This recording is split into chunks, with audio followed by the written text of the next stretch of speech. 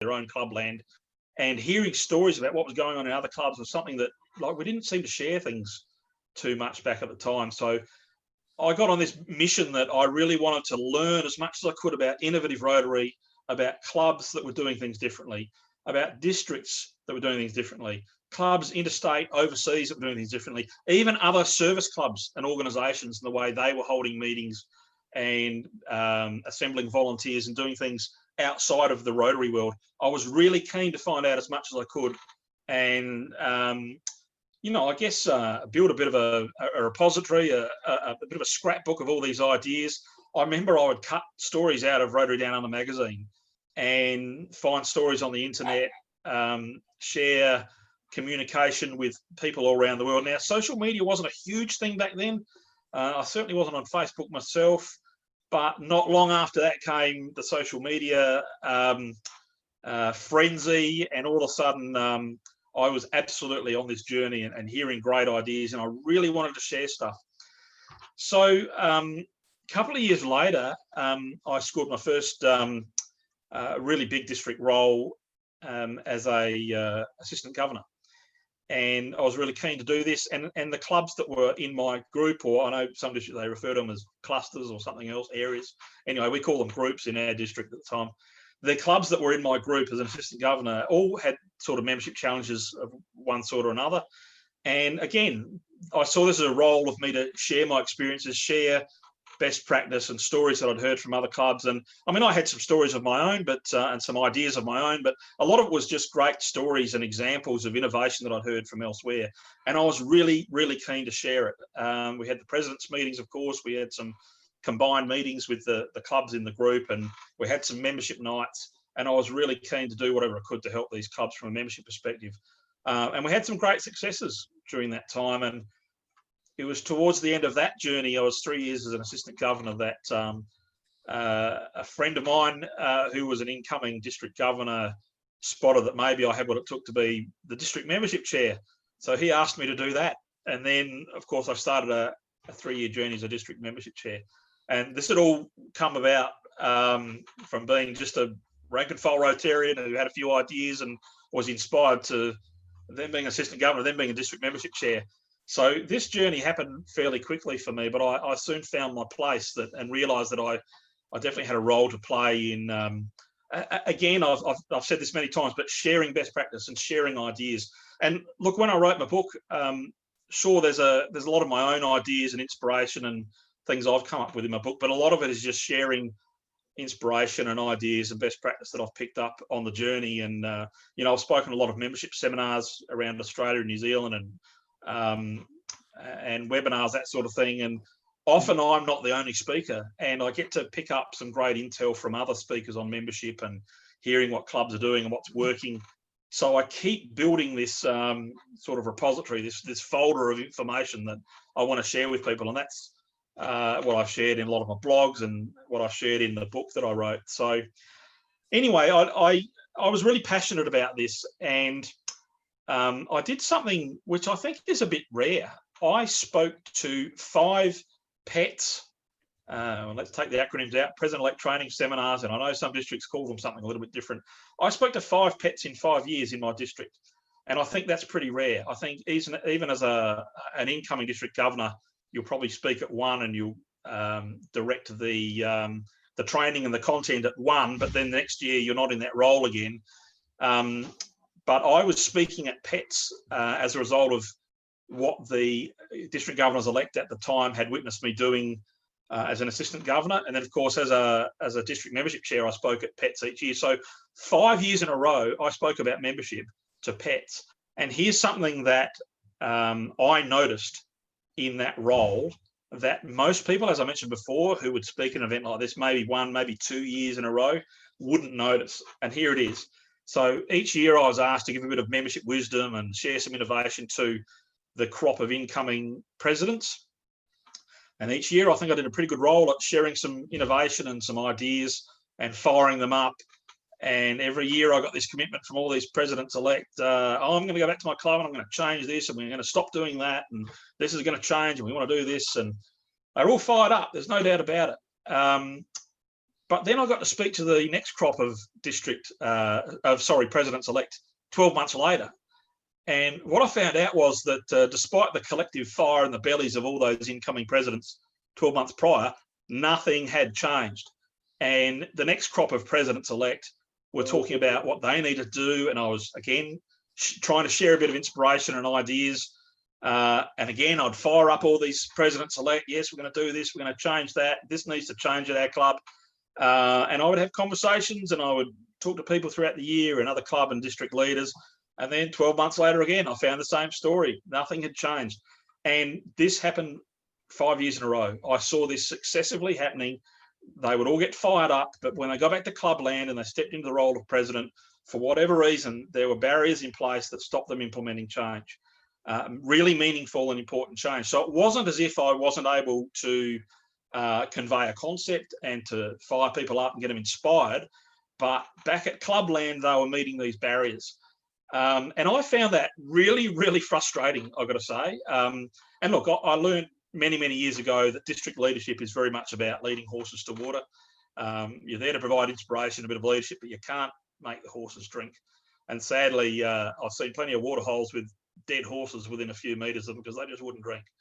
And I shared this frustration with various district leaders over the years. And one day I said something, I can't remember exactly what it was, but I just said to a few friends of mine in a district sort of leadership team, imagine if we just start a new club and just implement all this best practice stuff and just do it and just forget all those old ways. Wouldn't it be great if you just start a new club and do that? And they all thought, oh yeah, that would be great. But that was a bit of a pipe dream. I never actually thought it would happen, but I did have that in my mind because I could see that it was, baggage in clubs that was, people I lovingly refer to as the guardians of the status quo, who are regularly knocking back every opportunity of rejuvenation and innovation and trying things new at club level. So I did have in the back of my mind, I reckon this stuff would all work if you could start a new club. Well, in 2014, that opportunity came to me. I wasn't looking for it. I was actually asked by the then district governor to go and help another club that were really struggling. This is a club that had refused help steadfastly for years and years and years. They'd been in single digits for a long time, but I'd been asked to go and help them. I prepared a bit of a presentation for them. I did some research on the demographics in the region, and I was all prepared to go and talk to them about how we could mount a rejuvenation campaign and really drive membership for that club and sort of turn things around. Anyway, it was during that process of just researching the region that I noticed an adjoining region, which is Seaford. Now, I appreciate many of you aren't going to know the sort of Adelaide geography. Seaford is a region on the coast, about 45 minutes south of the CBD of Adelaide. So it's part of the larger Greater Adelaide metropolitan area, but it's sort of a fair way out of the CBD on the coast. Really beautiful area. And in recent years, there've been a couple of major infrastructure projects by the state government in transport. So one of those projects was to duplicate and really make quite major an expressway, which took people from that region into town. The other big project was to extend a railway line, which previously terminated about 10 minutes to the north, down to the Seaford area. So all of a sudden, you had an area which was slowly growing in population, and all of a sudden, these new transport corridors were completed, and the growth in that region just went boom. For many years, Seaford was the fastest growing region in our district, which was then 9520. We've since merged with 9500 and are now 9510. But at the time, it was the fastest growing region in our district, and Daylight was second. And having done this research initially for the other club, which I was supposed to go and help, I saw this opportunity at Seaford, and I said to district leaders at the time, you know what we need to do? This is where we need to put a new club. It is growing, it is going gangbusters. It's about 15 minutes from where I lived, and there's no Rotary presence. Not only was there no Rotary presence there, but no service clubs of any type in that region. And I saw an opportunity and I went for it. So that's how the process of the Rotary Club of Seaford, sort of how the idea came. It's a bit of my journey from just being a regular guy in a club to someone who all of a sudden was about the place talking about membership, and I had an amazing opportunity to start a new Rotary Club. So that's a bit of the background. I'm now going to attempt to share my screen and start this presentation about the Rotary Club of Seaford. So just bear with me while I push the buttons and make sure this works. Won't be a moment. Okay. Hopefully everyone can see that screen now. So let's get started. Sorry, just bear with me.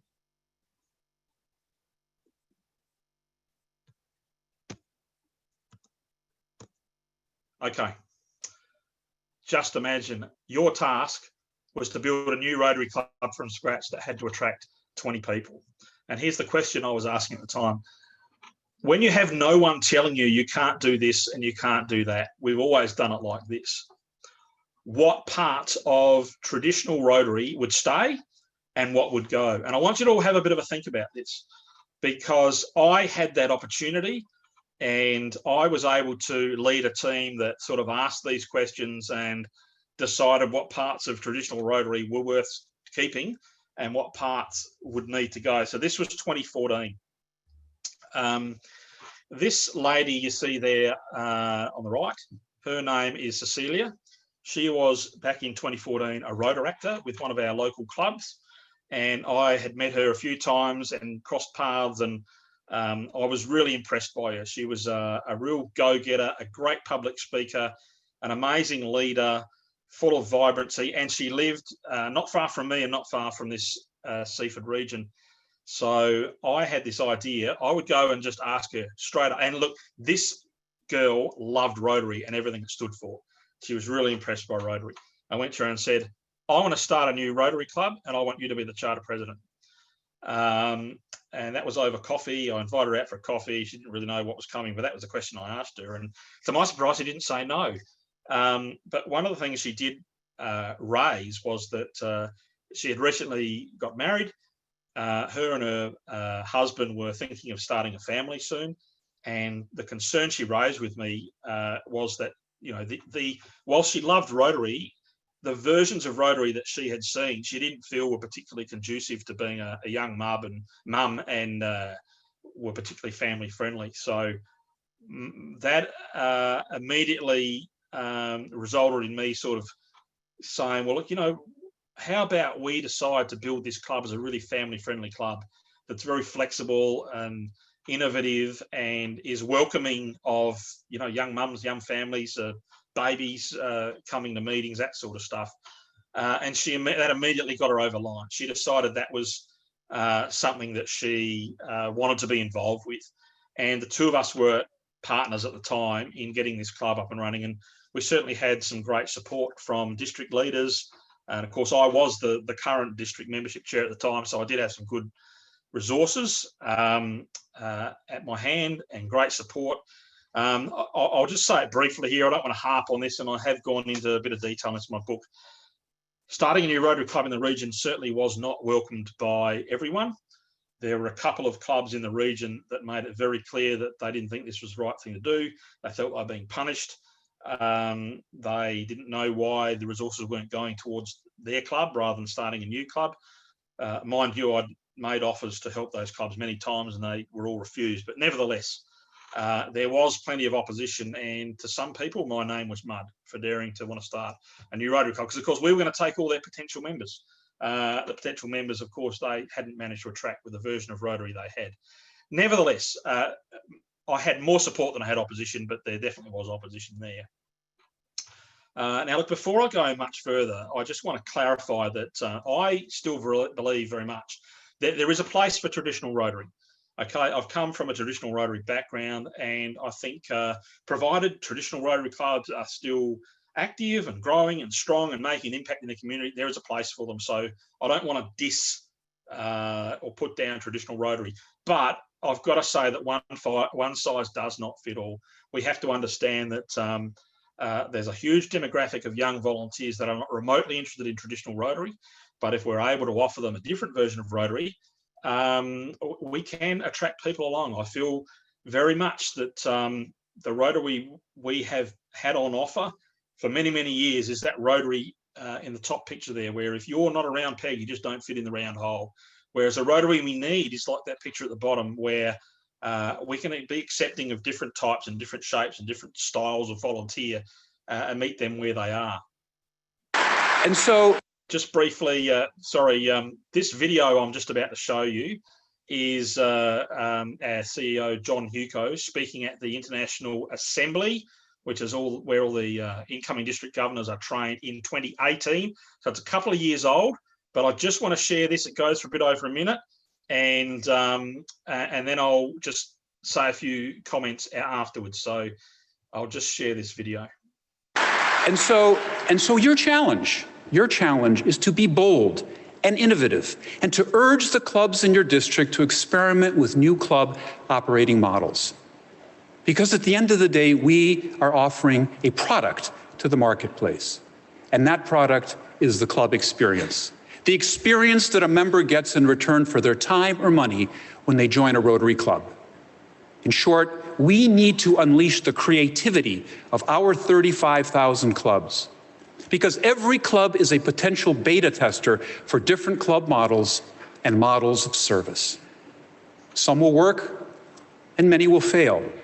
But the important thing is to think differently, because it is through this creative process that we're almost certain to find those new and innovative club models, again, driven from the bottom up, that will take us into the future.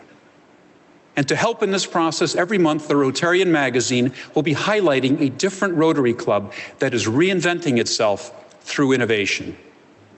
So I challenge each of you to have at least one innovative club model in your district.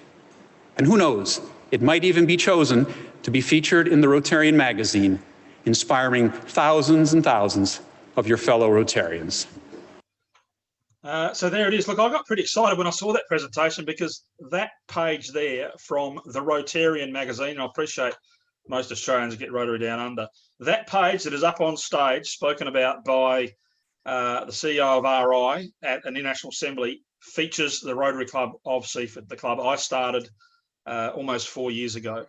Out of 35,000 clubs worldwide, this club was featured as the first club in this series of club innovation stories in the Rotarian magazine. So I was pretty excited about that. Now, there's another publication which you may or may not have seen. This is something that is regionalised and was updated a couple of years ago.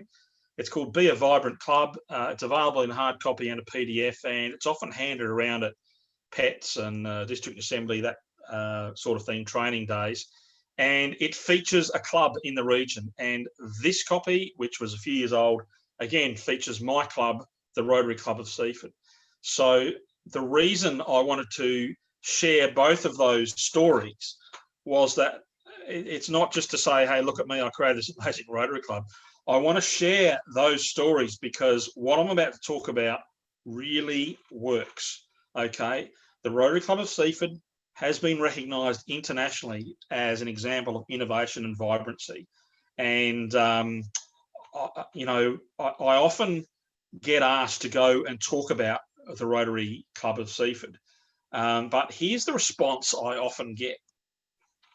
That stuff had never worked in my club. And I remember probably 2017, I was asked to go interstate and speak at two PETS events. One was in Gladstone up in Queensland, and the other was in Canberra. And at both of these events, I gave substantially the same presentation, which I'm about to give you. And it went down really well. But, at afternoon tea time or lunch, whenever it was, the next break, I had this steady stream of presidents-elect from those districts who would come up to me and they said, that was a great presentation, but that stuff would never work in my club. And, one after the other, they all said pretty much the same thing. But I soon realised what that actually meant. What it meant was, we have members who would never let us try that stuff. So the one guarantee I'm going to give you right now is that if you're not prepared to try something, it won't work. And I will comment on that a little bit later. The other thing I want to share is that there's no, people ask, what's the formula? It must be complicated. There's no complicated formula to the way we do things at the Rotary Club of Seaford. if anything, it's very uncomplicated. We've actually peeled back a lot of those things that seem an integral part in Rotary life in most other clubs, because we just don't see them as serving a purpose. And I love using this little photo of the reptile in these presentations, because reptiles shed their skin to allow for further growth and to remove parasites that may have attached to their old skin. Their skin is not particularly flexible, and as a reptile grows, the skin becomes stretched and eventually reaches a point where further growth is no longer possible. Now, in the same way, I feel Rotary, both at organisational level and at club level, will never grow if it doesn't shed that layer of things that no longer serve a purpose. So please remember that. Remember that image of the little reptile there. What I'm going to do now is share my top 5 success secrets of the Rotary Club of Seaford. And I want to make it very clear, I'm not telling you all this is what you have to do, but I just want to give you some examples of things that really work well. And again, have been recognised internationally as to what our club is up to. So those 5 things, and I will go into a lot more detail. Number 1, less meeting, more doing. Number 2, our flexible meeting platform. Number 3, a low cost base to members. Number 4 is aggressive promotion. And number 5 is effective partnerships. And I want to break these down one by one and talk about all of these issues. So let's focus on number 1, less meeting, more doing.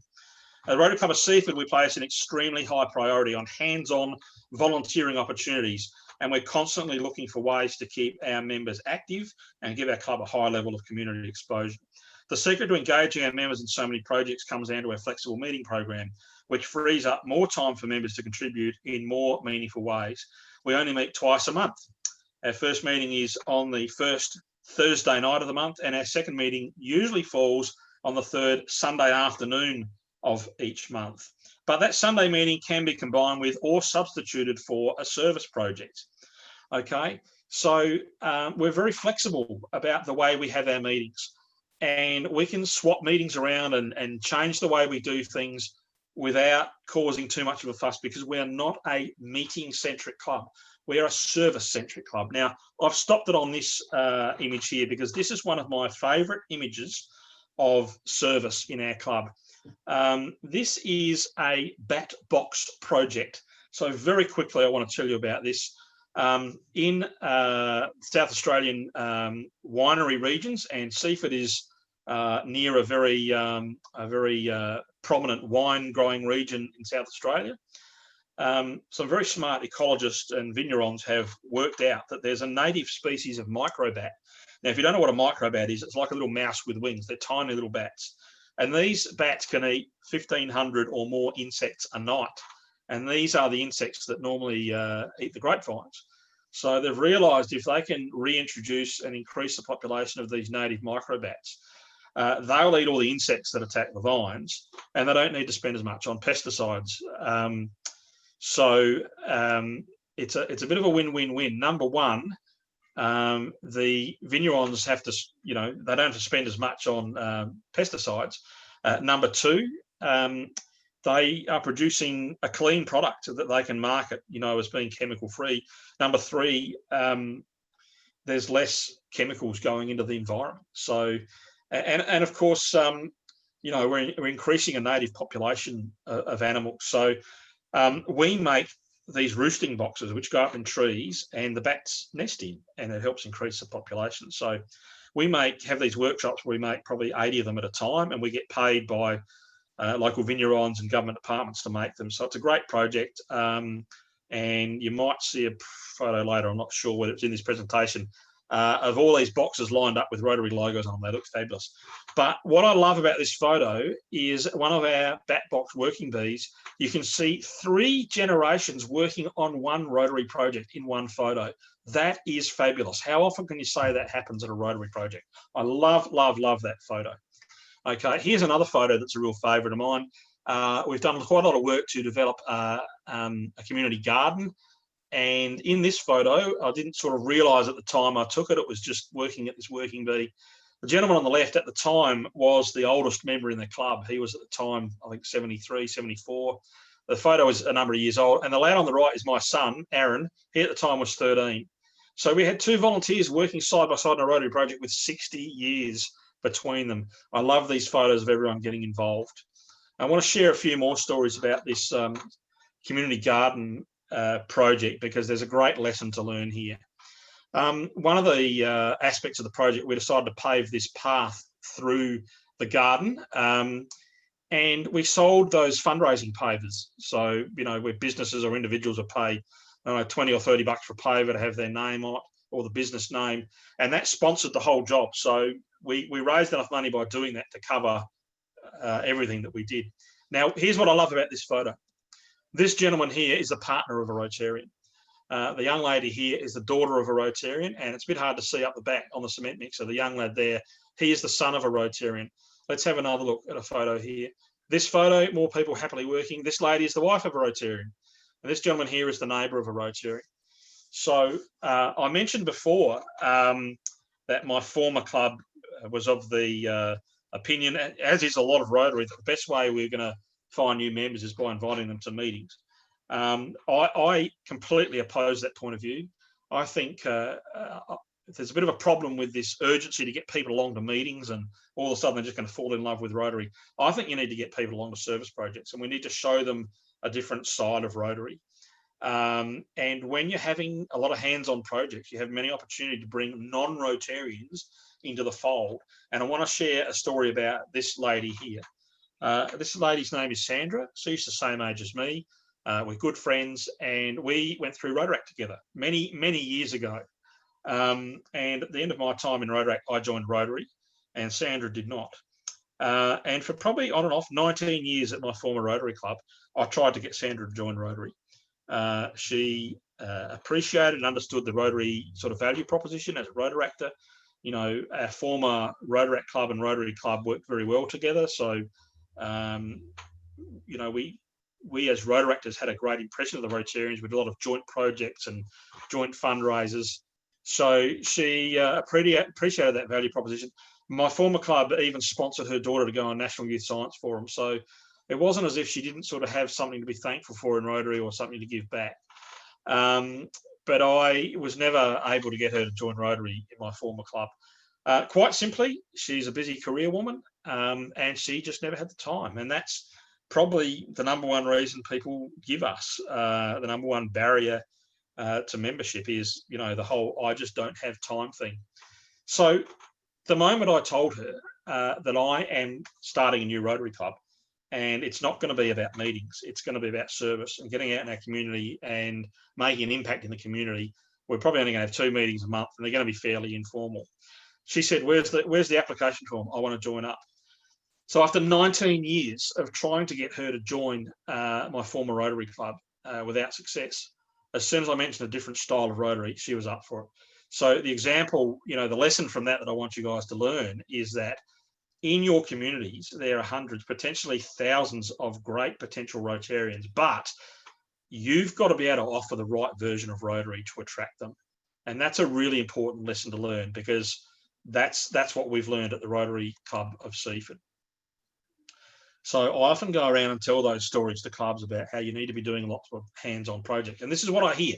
This is the barriers are up already, but our membership base is too old for hands-on project. Well, I turn that around and I come straight back at people and say, look, it's hands-on projects that attract younger members. And maybe you need to look at this not from a perspective that your membership base is too old for hands-on projects, but that because your club has not been doing so many hands-on projects, your membership base has got older, okay? But they've painted themselves into a corner.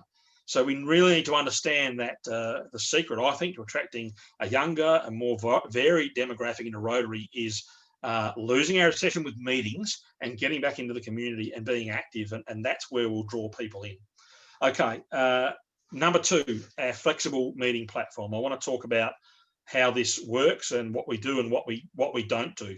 Now, all of that, bells and whistles and stuff, all of the traditional trappings of Rotary, all of those things that I was feeling awkward about many, many years prior in my former club. We don't do any of that stuff, okay? Here's an example of a typical Sunday afternoon meeting. Now, that is the community garden that I showed you images of building that path through earlier. So you can see the path running through the middle of that garden. This is what we often do. We'll go down to a working bee, we'll pull some weeds and do some planting and spread some mulch and that sort of stuff. And then, 3 o'clock or whatever, tools down, pull out the chairs, and we just have a very casual meeting. and maybe we have an afternoon tea, or people bring a meal to share or whatever. No one ever said a meeting has to be in a pub or a restaurant with a boring speaker and all those rituals. We are still expected to have a certain amount of meetings, but no one said it has to be like that. So this is what we do for a meeting. Members love it, and the members of our club don't really know any different. So I just wanted to share that as an example of how we do our meetings. So here's a list of the things that we don't do in our meetings at Rotary Club of Seaford. Firstly, we don't have weekly meetings. I mentioned that before. There's no compulsory meal. I'll talk a little bit more about that shortly. No sergeant, no fines, no toasts, no raffles, no songs, no prayers or any religious activities at all. No money box getting passed around. We're very keen that the money we raise is from the community, not from our members. No presidential collar or bling or bells or flags or any of that sort of stuff. No head table. We don't have a bulletin. I'll talk about intra-club communication a little bit later. And look, we don't really have a formal guest speaker program. For most of the time, we don't actually have a guest speaker at all. We are perhaps having a few more guest speakers recently, but you've got to understand the purpose of us having a guest speaker is not for an entertainment sort of thing. Oh, who's the guest speaker this week? It's about our members learning more about their community, about Rotary programs, about other clubs that have done projects, about partnerships we can build and who we can work with in our community. And I'll talk about partnerships a little bit later. So yes, we do occasionally have speakers, but and obviously if we send a young person away on a youth program, we absolutely are hot on getting them back to talk to the club. But it's not a formal guest speaker program that you may be used to in Rotary circles. Okay, number 3, the low cost base to members.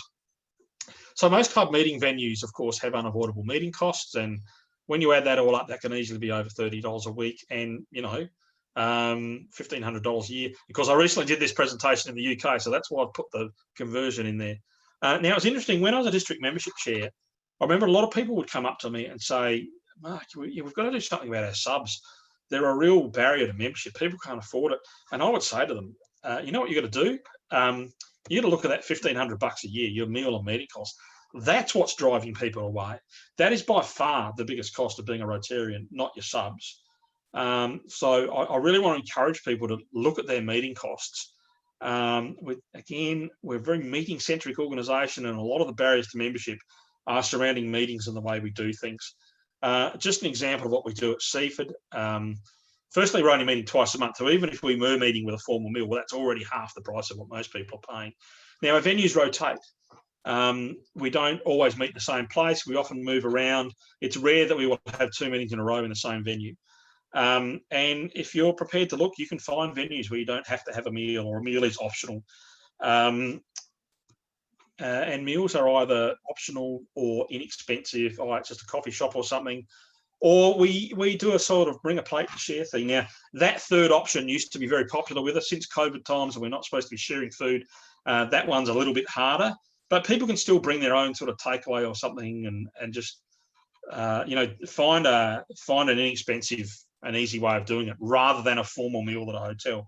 Now, we do occasionally have a more formal sort of meal with or meeting, should I say, at a nearby hotel where we've got good sort of audio-visual facilities that are required for a more formal meeting. But the meals there are optional. You can either come at sort of 6:30 and have a meal, or just come at 7 and just attend the meeting. And, if people want to buy a meal, they can, but if they can't afford it or they don't want one, they don't have to. So I think that's a great option. Now, number 4, this is probably my favourite part, is aggressive promotion. And I want to spend a bit of time talking about how we promote our clubs. I think that's very important, something I'm really big on. So number 1, our website, it's something I designed. And you need to understand that your website is particularly the landing page, is very valuable real estate. Okay, you've only got 7 seconds to make an impression. And if the front page of your website is not up to date, not informative, not expressing what it is that your club does, your club values, what's coming up, what's happening, if you're talking about all member specific or meeting specific information, it can be a bit of a turn off. So you've got to have bright, eye-catching imagery and stories right on that front page. So you'll see up the top on the right, there's a members page. This is not interactive, by the way. This is the screen grab of the website. So all the members' stuff and information is tucked away on another page. It's not something that is taking up valuable space on that landing page. And while I'm at it, I just want to share a quick thing. You see right in the middle of menu there is the word volunteer. Very simple membership tip I want to give all of you right now is go to your website, and if there's a reference to join us or become a member, get rid of it, pull it down, and replace that word with volunteer. Do that overnight. Very simple. The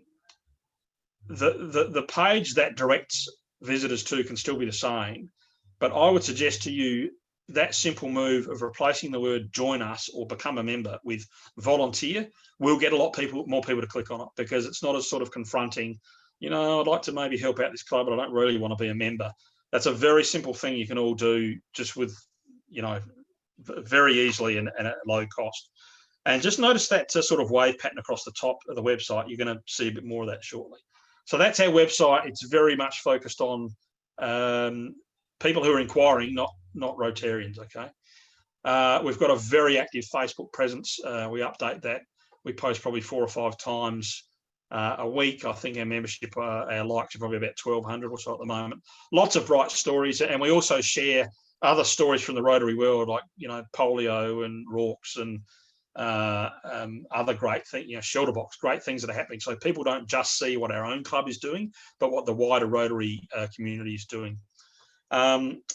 This is our club flyer, and you'll see that image of the jetty shortly again as well.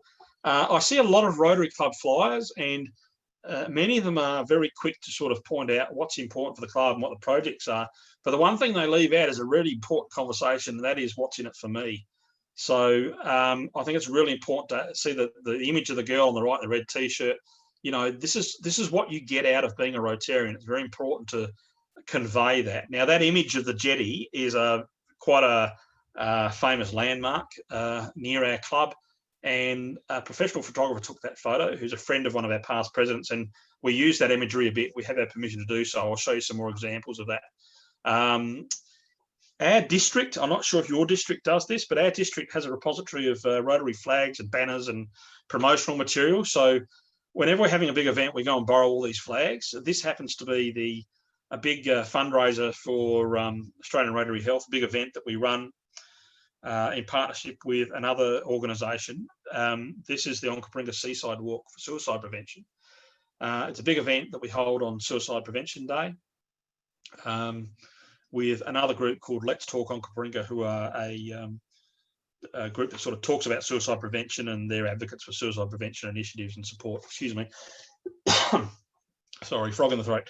So this is a big event, and I just want to make sure that you guys, whenever you have an event, make sure that everyone knows this is a Rotary event, okay? And if you don't have all the flags and things yourself at club level, maybe your district has a set of these, and if they don't, well, it's a good idea to invest in them so every club has access to these things. This is the very early days of that community garden that I've mentioned, and we've got this little A-frame sign, and I just want to show you what it says on the other side. We take that sign everywhere, outside of meetings and events, any fundraisers, or, you know, the Bunnings barbecue, sausage sizzle. We have that little A-frame go with us everywhere, so people know that Rotarians are working there. We've got a great 6x3 marquee with great signage on it. You can see from a long way away. The sides of that, which you can't see from there, have our website on there. And also a Rotary Club of Seaford tablecloth. Again, we're very big on our branding and getting our message across. This is a banner we had made probably a few years ago. That's 2.5 metres wide by about 1 metre tall. And we're very keen to show imagery of our members out there doing stuff in the community. There's no pictures of meetings on that banner. It's about impact and service and what we're here to do. And we hang that up whether we're doing a project as well. The club T-shirts, I'm wearing one at the moment. When I stop sharing my screen, you'll be able to see the one I'm wearing. We've had those designed specifically for us in the early days of the club. Seaford is a seaside suburb, and these are copyrighted to our club. And there's that wave pattern, which you also saw at the top of our website. So we like to have a bit of brand consistency. Our members all love these T-shirts. They've got a great big Rotary wheel on our website on the back as well. And I mentioned branding. We also do wine bottling for a fundraiser. And you can see that pattern is consistent also on those labels as well. So it's about consistency and branding and getting your imagery out there. We have specific club aprons for our barbecues. And, you know, every year we do around Polio, World Polio Day, we do a big Bunnings barbecue fundraiser for the End Polio Now campaign. And again, we deck out our members in all the polio colours, and it's very important to convey this imagery and messages, okay, really important. Now, I just want to tell you a little story about this rainwater tank. When we started building this community garden, which was a project in collaboration with the school, which is on the other side of that fence, and the local council, and there's also a childcare centre. It was a big project that we did. We realised there's no tap in the garden, so that's a bit of a problem. And they had to run about 3 hoses all hooked up together from the school to water anything. So we thought we'd put in a rainwater tank. So we installed the guttering on that shed and the plumbing work, and Bunnings sponsored that rainwater tank. So that was a value of about $750. And I will talk about Bunnings a little more later. I decided that was really valuable real estate on that rainwater tank. So I got a sign made, and this is what it says, and just a close up of what it says at the other end. So we thought it was really important to use that to talk about what Rotary does and what's important to us. And we got the club website on there, and a thank you to Bunnings for the donation. Now, where that rainwater tank is about 15 metres away from the school kiss and drop. So every morning and every afternoon, there's probably 500 parents dropping off or picking up their kids who can see that sign. So it's great exposure. So the club knows that Rotary is active in their area. Okay. Now, again, I showed you that image of the jetty before. We've got it on our pull-up banner as well. That goes to all our meetings. We also created these presentation folders, and I appreciate it's a bit hard to see what they're about on a presentation. If I'm presenting live, I've got an example of this in my hand, but it's like a manila folder, but instead of handing out a manila folder to give to guests and say, this is about Rotary, we've had our own printed, which open up with all sorts of Rotary information in them. So we've had them custom printed, again, to promote what we do. We run these business breakfasts quite regularly, and we hand these out to the guests that come along. It's really about putting your best promotional foot forward, and it's something we're really strong on at the Rotary Club of Seaford. So finally, I want to talk about effective partnerships, and this is something really important to us. We actually have a position on our board called the Partnerships Chair, and it's loosely sort of associated to a vocational chair, but the role of that person is to go out and seek partnerships with other community organisations, NGOs, businesses in the community, to see who we can work with. It's a really important part of our club. So I just want to talk briefly about some examples of some great partnerships we've built in the club. We have a great partnership with Bendigo Bank. So we moved our banking to Bendigo Bank, and that's a great partnership. Now, the gentleman in the middle there is Ian. He was a former partnerships chair in our club.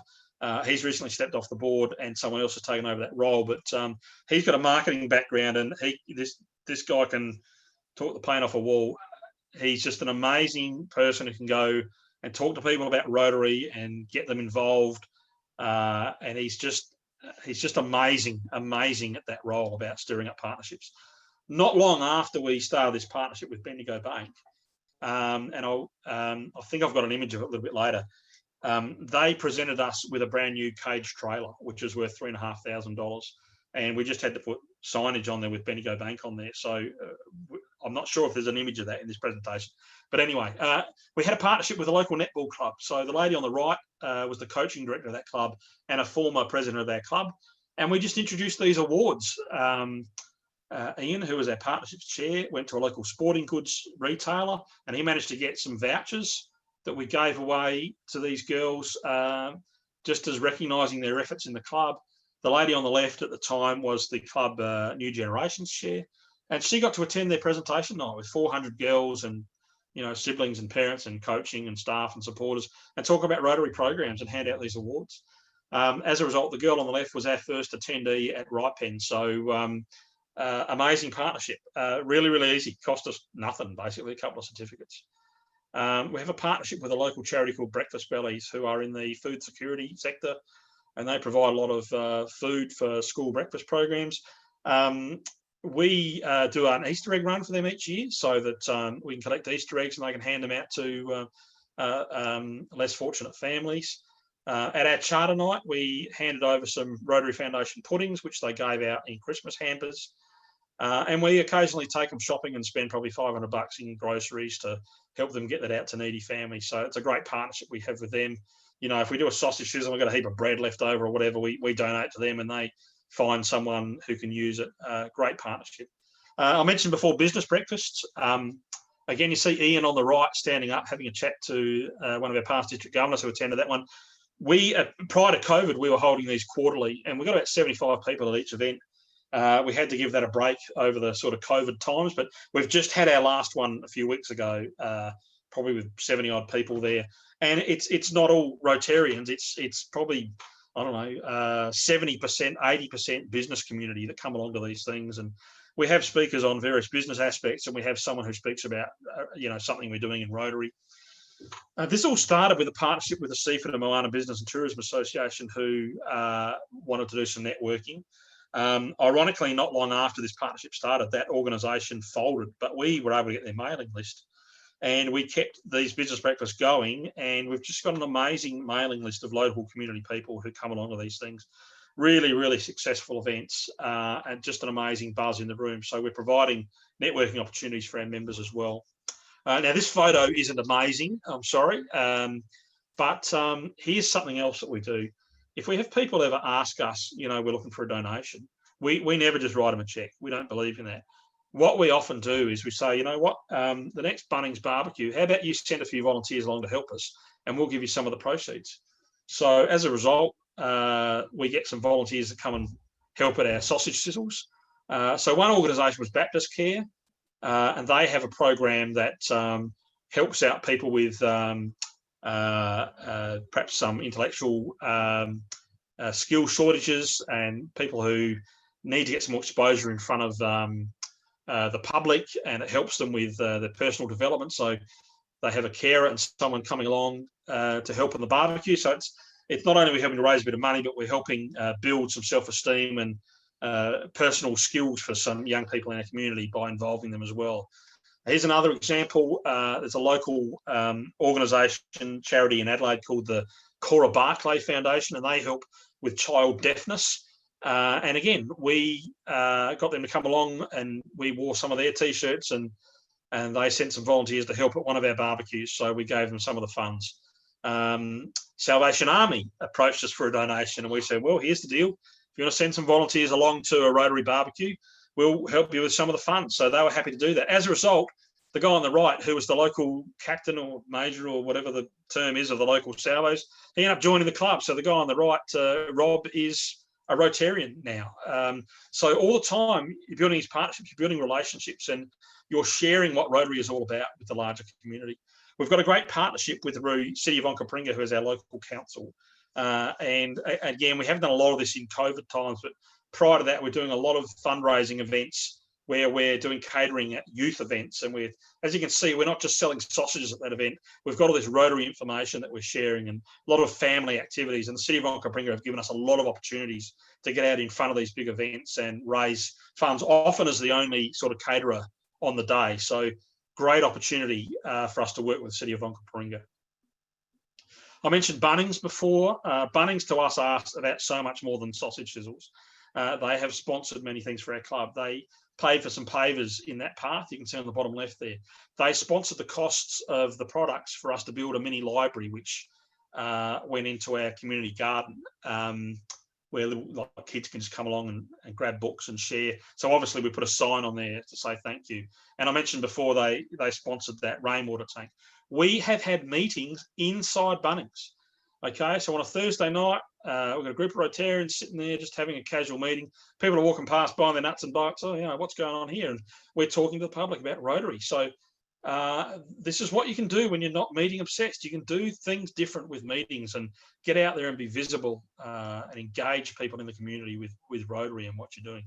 So look, I want to wind up that part of the presentation here about the Rotary Club of Seaford and just ask you a few questions. And again, I stressed before, I don't expect you all to take on these things and, immediately jump into what we're doing sort of at the Rotary Club of Seaford, but I just want to ask you some questions. Is there something you can learn from this? Is it possible for your club to meet less and do more and replace occasional meetings with hands-on work? Is it possible to reduce the cost burden on your members? Is it possible to lose some of those meeting rituals? Is it possible to put more effort into club promotion? Is it possible to build more meaningful partnerships?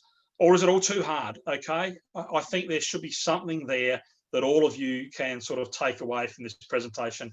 And I'll leave you here with one of my favourite slides. And that's basically what we've done.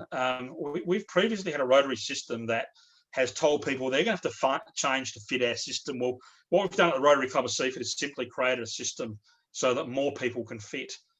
And it's been tremendously successful. And I want to wind up the presentation there. I'll probably run out of time. And I'll stop sharing and hand back to Judy. Okay, take it away, Judy. You're muted, Judy. Hi. There we go. Thanks. This has been fantastic. Thank you so much, Mark. I think, wow, we've got so many ideas. I hope everyone's been taking notes. And as you say, even if you only come up with one new thing that you change, you're on the way. And that's what we need to do. There are so many ways we can change Rotary to attract more people and still have a really good time. I'm going to take a chance here and say I would like to hope that Mark might come back again. We've still got a few months left of this year, and maybe towards the end of the year come back and do some of your other presentation, because everything you've got to say is fantastic. So I'll see if I can book you in for either May or June. See how you're going. Well, thank you. No, I'd be happy to. No trouble at all. Fabulous. All right. And look, thanks everybody who's come on board. We've lost a few on the way because it's got later and it is a bit later than normal, but doesn't matter. I think that we've all got lots and lots out of it. I'm sorry Mary couldn't be with us, Mary Brell, who's my co-chair, but she's out somewhere in Whoop Whoop and said she can't get any reception, which is a real shame. But luckily this has been recorded, so we'll be able to share it round. So once again, thanks everybody and have a good night. Hey Judy, just before you sign off, yeah, sure. Can I just ask a favour? There's a heap of questions that have come up in the Zoom group chat. Yeah. Are you able to get a copy of those and just forward them to me so I can respond like at a separate time to them? Don't know. Yes. Is that possible? Yes, I can do that. Rather than me just sort of sitting here and responding all night. Yes. I'd love to respond to them, but if you can get me a copy, I'll just send you back a response. That'd be great. That would be great. Lovely. And we can share that. All right. And lovely catching up with you, Jude. All the best. And good to see hi you. to all my friends over there. Thank you, Mark. Thanks, okay. Mark. Good night, Thanks guys. everyone else. Thank you. Bye. Cheers.